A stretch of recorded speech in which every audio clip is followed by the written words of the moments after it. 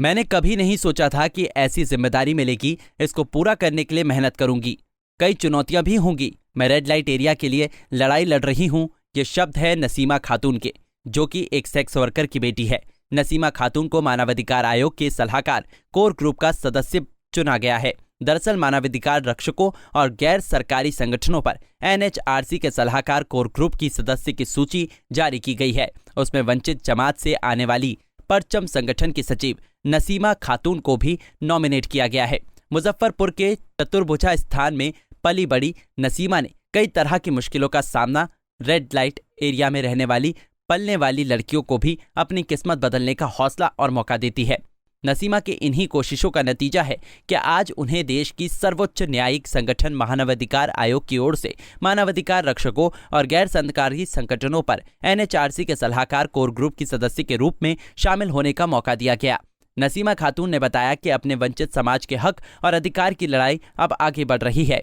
धन्यवाद मानवाधिकार आयोग, नेशनल मानवाधिकार आयोग को, पूरी टीम को, क्योंकि उन्होंने ये इनिशिएटिव लिया। पहली बार कभी ऐसा मैंने नहीं देखा कि इस इलाके से मतलब रेड लाइट एरिया के किसी बंदे को प्रतिनिधित्व करने का मौका मिला, वो भी सलाहकार समिति में। तो ये पहला चांस है। अभी ये कमेटी बनाई गई है, लेकिन अभी कमेटी का मेन प्रोसेस फर्स्ट मीटिंग में होगा। तो अब जब मीटिंग वो ऑर्गेनाइज करेंगे तो उसमें में भी डिटेल पता चलेगा। समाज की जो समस्या है खासकर उसको किस तरह से आप निदान कराएंगे?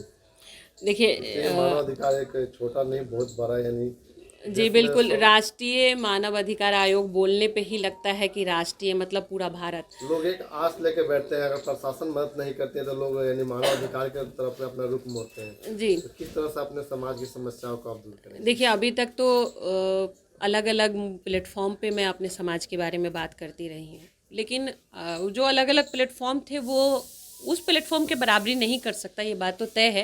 लेकिन यही छोटे छोटे प्लेटफॉर्म मिलके वो प्लेटफॉर्म तक जाता है।